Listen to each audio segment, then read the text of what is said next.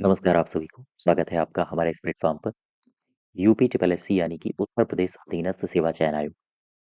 इसके लिए हम लोग कंप्यूटर के लिए मॉक टेस्ट कर रहे थे। मॉक टेस्ट का मतलब है जो एमसीक्यूज़ हैं। एमसीक्यूज़ अगर इनको ना कहें पीवाईक्यूज़ कहें तो ज़्यादा बेहतर रहेगा। प्रीवियस ईयर्स क्वेश्चन सॉल्व कर रहे थे। चाहे जिस भी परीक्षा में हो एसएससी में, यूपी ट्रिपल एससी में, यूपी पीसीएस में या फिर एमपी पीसीएस में अगर कंप्यूटर से संबंधित टॉपिक्स आए हैं, क्वेश्चंस आए हैं, तो उनको सबको यहाँ पर लिया जा रहा है। और ये शुरुआती चैप्टर्स के हम लोग सॉल्व कर रहे हैं। इसके बाद जैसे-जैसे आगे बढ़ेंगे और भी जटिल जो क्वेश्चंस होंगे, जो भी आपके टॉपिक्स दिए होते हैं, जिनमें सबसे ज़्यादा आपको समस्या होती है, उन सभी एमसीक्यूज़ को करेंगे। डिटेल एक्सप्लेनेशन के साथ करेंगे, ठीक है? इसको शुरू करने से पहले मैं 2-3 बातें आपको बता देता हूँ।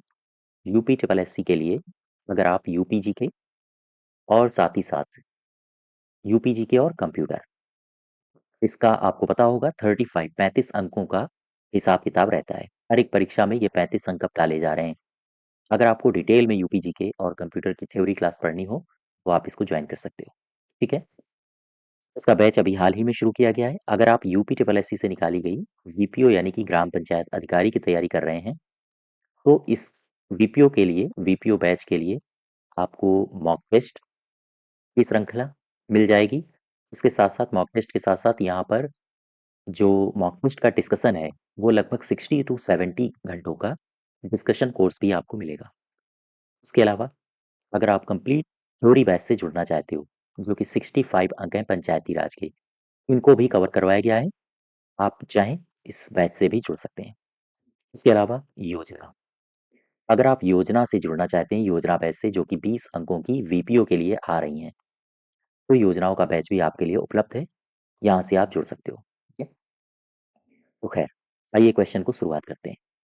प्रश्न नंबर 1 में देखो, कह रहा है कि जब तक कंप्यूटर, ये लिखा है हस्तलिखित, हस्तलिखित को न पहचान ले, तब तक इनपुट डिवाइस से क्या होता है? सूचना को सेकेंडरी स्टोरेज में स्टोर करना होता है, सूचना को ऑप्टिमाइज़ करना होता है, सूचना को डिजिटाइज़ करना होगा या फिर सूचना को स्क्रीन पर दिखाना होगा या फिर आउटपुट डिवाइस भी बनाना होगा।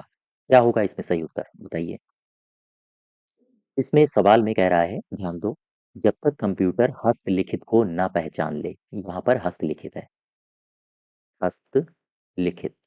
जब तक कंप्यूटर हस्तलिखित को ना पहचान ले, तब तक इनपुट डिवाइस से सूचना को डिजिटाइज़ करना होगा। ध्यान दो। अच्छा, एक शब्द आपने सुना होगा, पढ़ा भी होगा, डिजिटाइज़ करना, ये क्या होता है? सूचना को सूचना को डिजिटाइज़,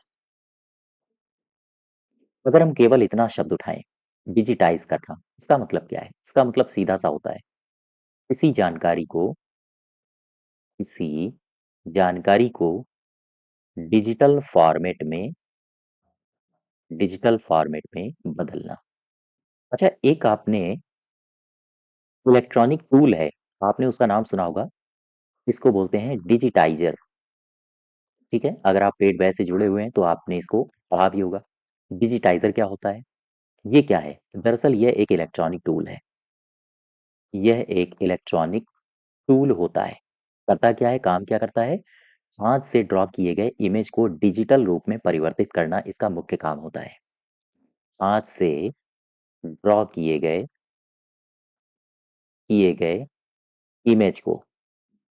इमेज को किस में परिवर्तित करना? डिजिटल रूप में।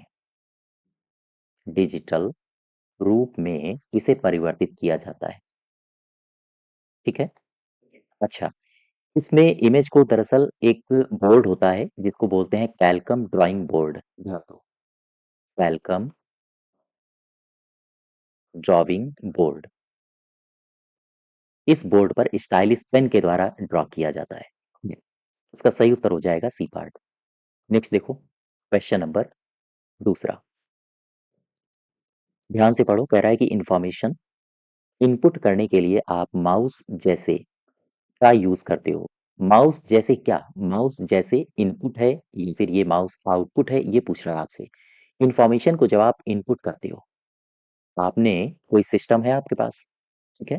देखो, यहाँ पर सपोज करो कोई सिस्टम है, आप जब इसमें इनपुट डेटा देते हो, माउस से देते हो, कीबोर्ड से देते हो या फिर स्कैनर से देते हो, ये सारे के सारे इनपुट डिवाइस हैं। आप अगर माउस से दे रहे हो, तो सवाल में पूछ रहा है कि ये माउस क्या है? आउटपुट है, इनपुट है? इनपुट ही होगा, आउटपुट तो है नहीं। प्रिंटर की बात अगर होती तो आउटपुट में आ जाता। नेक्स्ट देखो, तीसरा कह रहा है, अच्छा यहाँ मुझे एक बात बताओ, अभी मैंने आपसे माउस की बात करी, मुझे 2-3 बातें माउस से बता दो। माउस, ये जो कंप्यूटर का माउस होता है, कुछ ऐसा फिगर बनता है इसका, ठीक? यहाँ एक स्क्रॉल बटन होती है, ये होती है राइट की और ये होती है लेफ्ट की और ये होता है स्क्रॉल बटन, ठीक है? इसके बाद यहीं से इसका अपना वायर निकला होता है जिसको आप सीपीयू से जोड़ देते हो। आजकल तो ऐसे भी माउस आ रहे हैं जिनका इस्तेमाल आप सीपीयू में डायरेक्ट वायर कनेक्शन नहीं करते हो, वायरलेस माउस आ रहे हैं। मुझे सीधा सा सवाल बता दो कि इसका आविष्कार किसने किया? इसका आविष्कार या हम कहें इसका विकास किसने किया? सन याद रखना 1963-64 में किया गया था। शख्स थे डगलस सी एंजल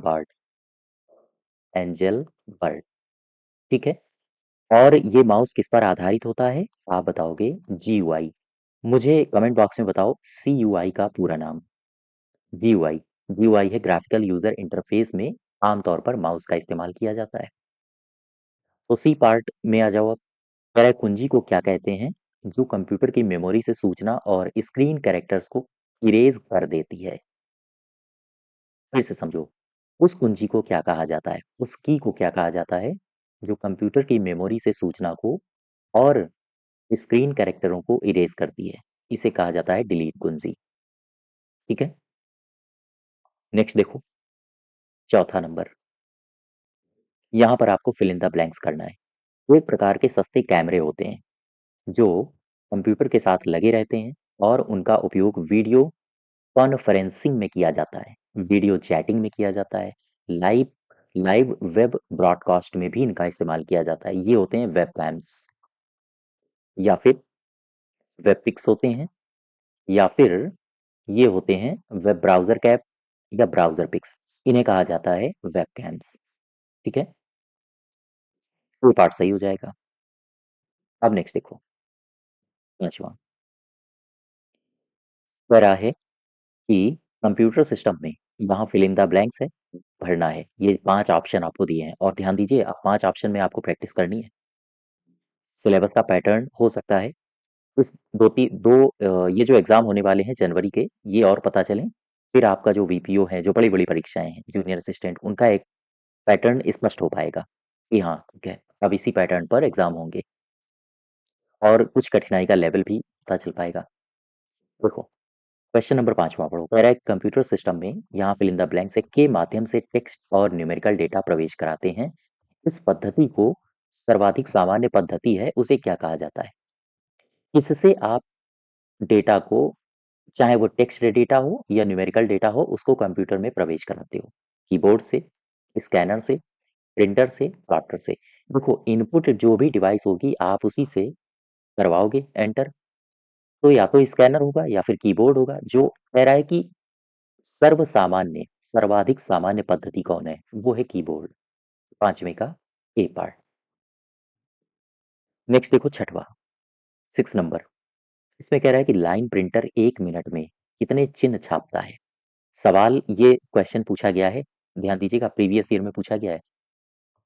अगली बार मैं कोशिश करूंगा यहाँ पर ईयर्स भी लिखे हों, जिस भी परीक्षा में पूछे गए हैं। ये क्वेश्चन इस तरह के मैंने आपको करवाए भी हैं। यहाँ पर आपको ऑप्शन तक पहुँचना है और ध्यान दो, मैंने आपको करवाया है लाइन प्रिंटर के बारे में। लाइन प्रिंटर, और मैंने इसमें क्या करवाया है? मैंने कहा था कि लाइन प्रिंटर क्या होते हैं? बताओ। लाइन प्रिंटर एक बार में पूरी लाइन प्रिंट करते हैं। इनकी ये खास बात होती है। एक बार में एक बार में कैसी? पूरी लाइन ये प्रिंट करते हैं, ठीक है? अच्छा, पूरी लाइन प्रिंट करते हैं और ध्यान दो, 1 मिनट में ये 150 से लेकर 2500 तक, या हम कहें 150 से लेकर 2500 लाइन प्रति मिनट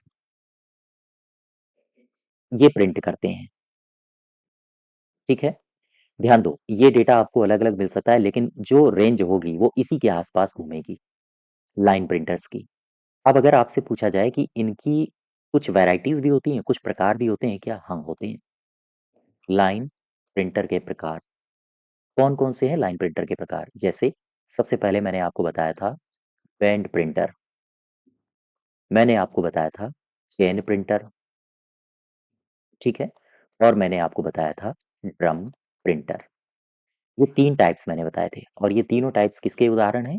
ये तीनों टाइप्स हैं उदाहरण लाइन प्रिंटर के, यानी कि ये सभी के सभी, चाहे आप बेड को ले लो, चेन को ले लो या फिर ड्रम को ले लो, सभी एलपीएम पर प्रिंटिंग करते हैं। एलपीएम क्या है? लाइन पर मिनट, ठीक है?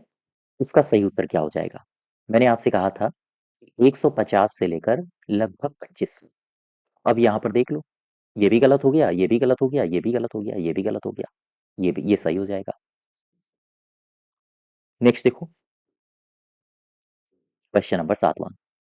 ऑपरेटर के द्वारा किए गए कार्य कंप्यूटर के किस भाग में दिखाई देते हैं? ऑपरेटर जो भी होता है, जब भी वो काम करेगा, सपोज करो ये है आपका सीपीयू, ध्यान दो, ये यूजर बैठा है, यूजर इसमें काम कर रहा है, इसके द्वारा जो भी काम होंगे वो कहाँ पर दर्शाए जाएंगे? यहीं पर तो दिखाई देंगे, सीपीयू पर। और यही तो है वीडियो, वीडियो डिस्प्ले यूनिट। ये भी गलत हो जाएगा, ये भी गलत है, डी भी गलत है और ई भी गलत है, ठीक। नेक्स्ट देखो, क्वेश्चन नंबर 8वां। कह रहा है कि यहाँ आपको भरना है, कौन है और कौन है जो सर्वाधिक सामान्य इनपुट डिवाइस है?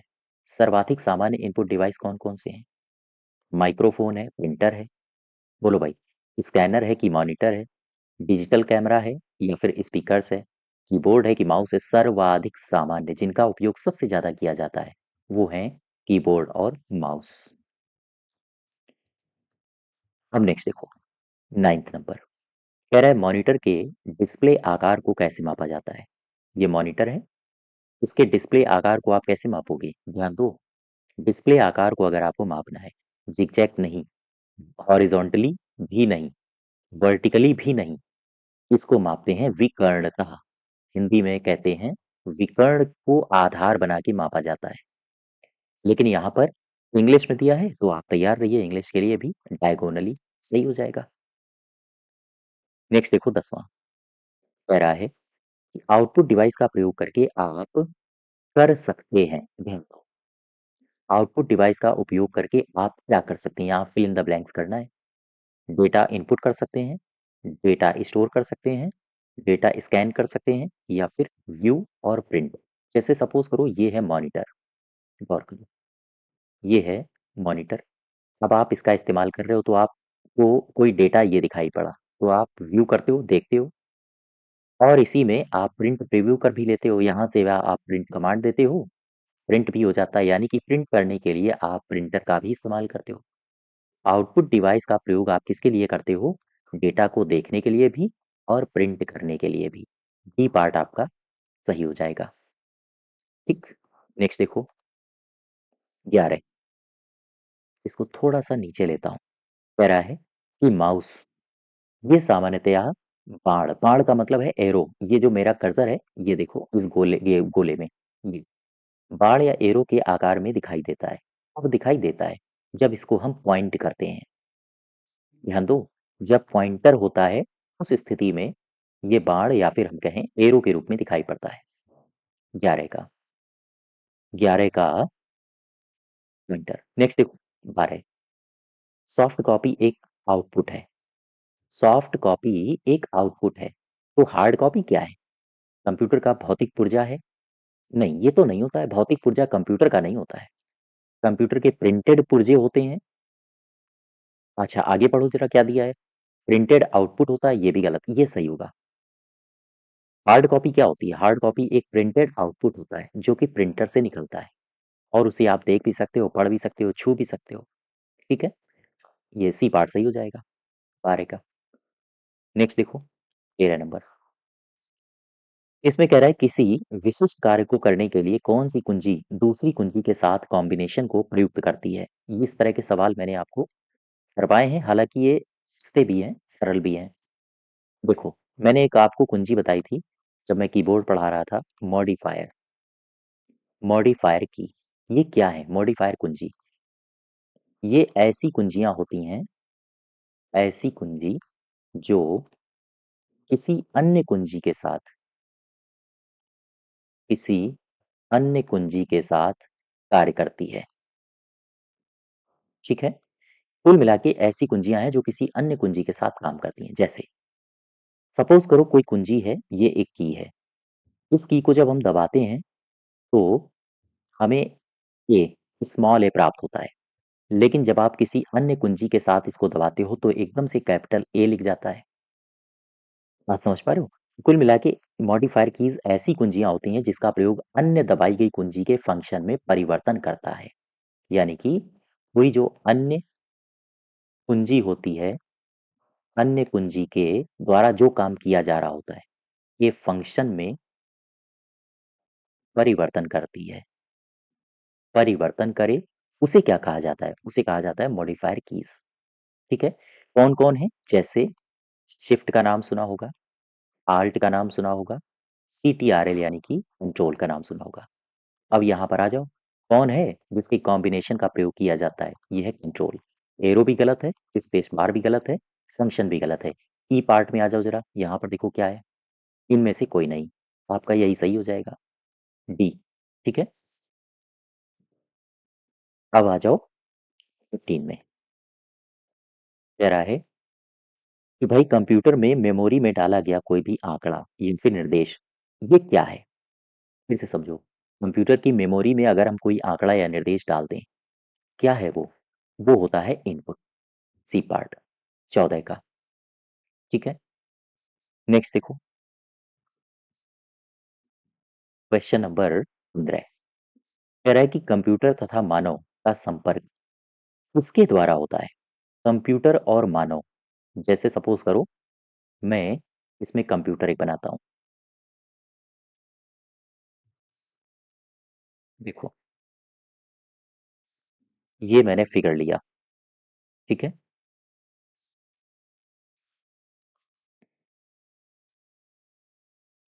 सपोज करो ये एक मैंने ले लिया फिगर, ये मैं कंप्यूटर बना रहा हूँ और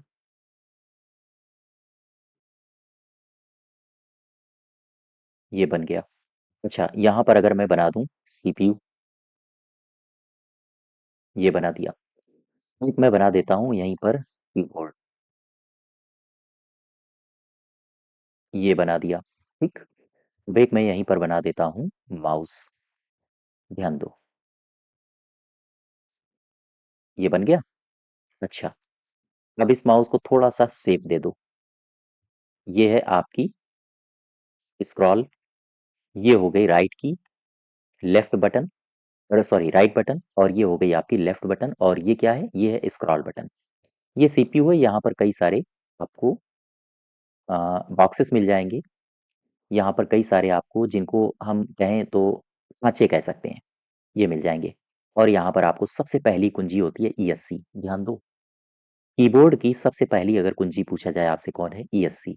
और सबसे लास्ट में यहाँ पर जब आप देखते हो तो लंबी सी एक कुंजी होती है, इसको एंटर कहा जाता है। कीबोर्ड की सबसे लंबी कुंजी कौन-सी होती है? ये ही है, इसे कहते हैं स्पेस बार, ठीक है?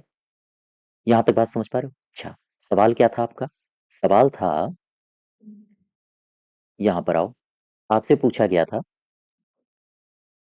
कि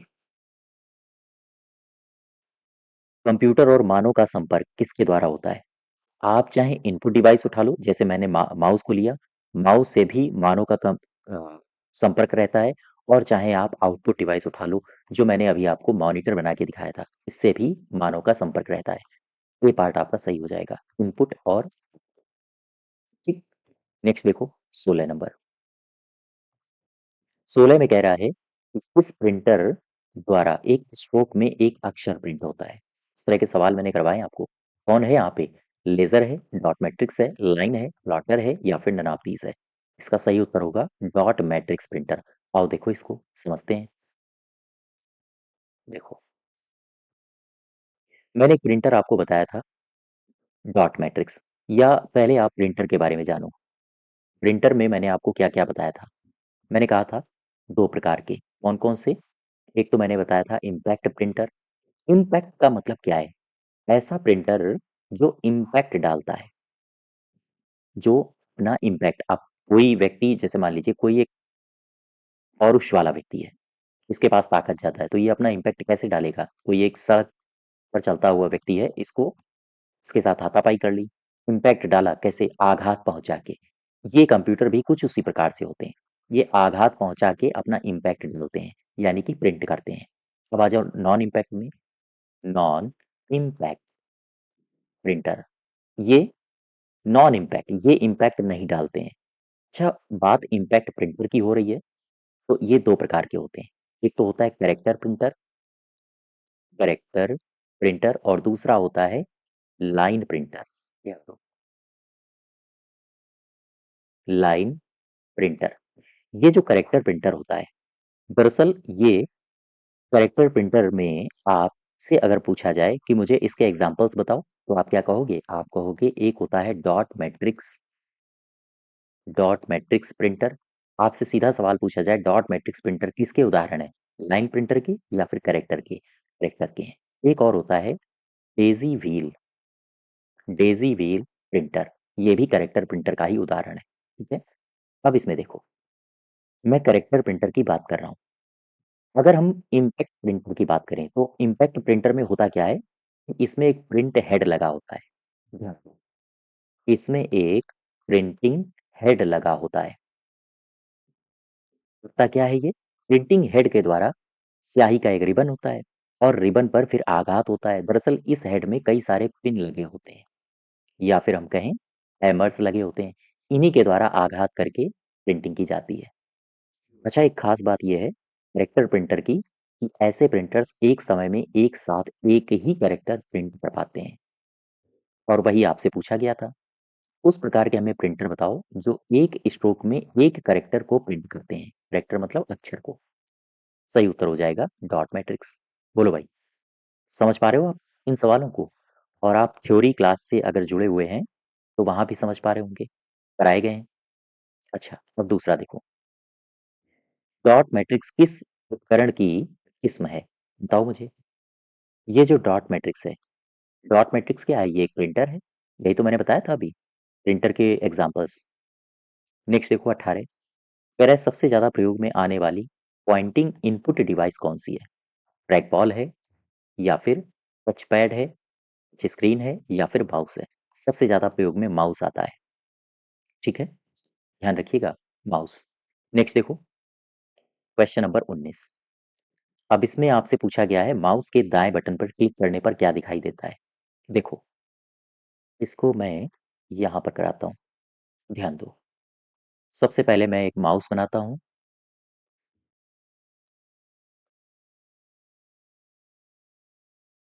ये मैंने बना दिया माउस। गौर करो,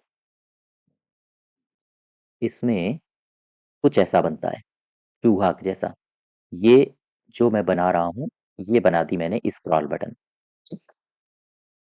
ये कौन है? ये है राइट बटन और ये है लेफ्ट बटन और ये है स्क्रॉल बटन। समझ पा रहे हो? इससे क्या होता है जब भी आप राइट बटन क्लिक करते हो, दायां बटन बोलते हैं इसको, दायां बटन। जब भी आप इसको क्लिक करते हो, तो इसका मतलब होता है कि आप किसी भी फाइल या फ़ोल्डर में जब क्लिक करते हो, तो आप उसकी प्रॉपर्टी को चेक करना चाहते हो। अर्थात किसी फाइल, फ़ोल्डर या प्रॉपर्टी या आइकन के प्रॉपर्टी को खोलता है। यह किसी फाइल, किसी फ़ोल्डर या किसी भी आइकन की प्रॉपर्टी को खोलता है। ठीक है? यानी कि प्रॉपर्टी को खोलने का मतलब क्या है? एक शब्द और इसकी जगह यूज़ किया जाता है। ये किसी भी फाइल, फ़ोल्डर या फिर आइकन की विशेष मेन्यू को खोलता है। विशेष मेन्यू को खोलता है। ठीक है? अब आ जाओ लेफ्ट बटन में। ये क्या करता है? दरअसल जो ये लेफ्ट बटन है, जब आप इसको क्लिक करते हो, एक बार आपने क्लिक किया, फिर सेलेक्ट हो जाता है। आप जैसे किसी आइकन पर गए, ये लिखा है माय कंप्यूटर। ये आइकन है, यहाँ पर रखा है मेरी डेस्कटॉप पे। आप अपने कर्सर को लेकर यहाँ गए, एक बार क्लिक किया, जैसे ही एक बार किया आपने इसको सेलेक्ट कर लिया। डबल क्लिक करते हो तो फिर ओपन हो जाता है। किसी आइकन या फिर टेक्स्ट या ऑब्जेक्ट को सेलेक्ट करता है, सेलेक्ट करता है। और स्क्रॉल से क्या होता है, ये जो बीच में राउंड राउंड बटन होती है, इसमें होता कुछ नहीं है, बस जब आप इसको उंगली रख के ऊपर या नीचे करते हो तो पेज अप डाउन होता है। ठीक है, अब आ जाओ अपने क्वेश्चन में। देखो, सवाल कह रहा था आपसे कि माउस के जब दाएं बटन को दबाते हो, क्लिक करते हो तो क्या होता है, एक विशेष मेनू खुलता है। यही सही हो जाएगा। वही होता है जो बाईं तरफ होता है, नहीं ये तो गलत है। कुछ नहीं होता है, कुछ नहीं होता तो फिर दाएं बटन क्यों दिया है, दिखता ही नहीं। माउस पर दाईं तरफ क्लिक नहीं हो सकता है, नहीं ये भी गलत है। और कंप्यूटर स्लीप मोड में चला जाता है, ये भी गलत है। बी पार्ट आपका सही हो जाएगा। ठीक है, नेक्स्ट देखो, 20 क्वेश्चन नंबर 20। कह रहा है कि श्री एक्स के पास, ये क्वेश्चन अच्छा है, ध्यान देना। इस प्रकार के क्वेश्चंस जब मैं आपको मेमोरी पढ़ाऊंगा तो मैं पढ़ाऊंगा। श्री एक्स के पास अपनी रिपोर्ट को प्रिंट करने के लिए कोई प्रिंटर नहीं है। वह इसे श्री वाई के कंप्यूटर में भेजना चाहता है। क्योंकि श्री वाई के पास प्रिंटर है, श्री एक्स अपनी रिपोर्ट को कहाँ सेव करेगा? ये करेगा हार्ड ड्राइव में, कागज के टुकड़े में, ये तो गलत हो गया। स्कैनर में, मॉनिटर में क्यों करेगा? मॉनिटर तो आपका आउटपुट डिवाइस है। या फिर ये करेगा फ्लॉपी डिस्क में, ये करेगा फ्लॉपी डिस्क में। ध्यान दो, ये मेमोरी से संबंधित है, जब मैं वहां पर चर्चा करूंगा आपको वो टॉपिक पढ़ाऊंगा तो इसको भी देखूंगा। ठीक है, नेक्स्ट देखो, क्वेश्चन नंबर 21। कह रहा है अधिकांश प्रोडक्ट पर प्रिंटेड लाइनों के पैटर्न को क्या कहा जाता है? प्रिंटेड लाइंस होते हैं ऐसे ऐसे, और फिर इसी में कुछ लाइंस मोटे मोटे होते हैं, इस ऐसे इस प्रकार से। देखें, ये होता है बारकोड, इसी को कहते हैं बारकोड्स। 21 का डी पार्ट। ठीक है, क्या होता है बारकोड, बता सकते हो? अच्छा, बारकोड के बारे में तो आप छोड़िए, पहले मुझे एक बात बताओ। मैं एक शब्द लिखता हूँ बारकोड रीडर, ये कैसी डिवाइस है बताइए। मैंने लिखा बारकोड रीडर, ये कैसी डिवाइस है? ये है आउटपुट या फिर इनपुट? आप बताओगे यह एक इनपुट डिवाइस है, और इसे अन्य नाम से भी जाना जाता है। इसे मूल्य स्कैनर, इसे मूल्य स्कैनर या फिर पॉइंट ऑफ सेल डिवाइस भी कहा जाता है। अच्छा, वापस आओ, क्वेश्चन नंबर 21 का सही उत्तर हो जाएगा। अब नेक्स्ट देखो, 22, 22। कह रहा है कि डॉक्यूमेंट की हार्ड कॉपी की जाती है, प्रिंटर पर प्रिंट करके, फ्लॉपी पर स्टोर करके। कहाँ करोगे आप हार्ड कॉपी? सीडी पर स्टोर करके भी नहीं की जाती है, वो तो आप मेमोरी में डाल रहे हो, भविष्य में उपयोग आए इसलिए आप स्टोर कर रहे हो। हार्ड डिस्क में स्टोर करके, ये भी गलत है। प्रिंटर पर जब आप प्रिंट करते हो तो डॉक्यूमेंट की आपको हार्ड कॉपी प्राप्त होती है। ठीक, अब नेक्स्ट देखो, आ जाओ 23 में। कह रहा है कि कंप्यूटर से पढ़े जाने वाले अलग अलग लंबाई की लाइनें, ये कोड होते हैं, क्या कहलाते हैं? अभी अभी मैंने कहा था, ये कहलाते हैं बार कोड्स। अब आ जाओ 24 में। 24 में क्या कह रहा है, यहाँ पर आपको भरना है। में प्रिंटेड हेड और कागज का इस्तेमाल किया जाता है, बताओ। इस तरह के अभी अभी मैंने आपको बताया था, मैंने आपसे कहा था कुछ प्रिंटर ऐसे होते हैं जिनमें प्रिंट हेड होता है, उनमें पिन होती हैं या फिर आप कह लो वो हैमर होते हैं। एक रिबन होती है जिसमें अटैक होता है, इम्पैक्ट पड़ता है, और फिर कागज का स्पर्श होता है, और इस प्रकार से प्रिंटिंग होती है।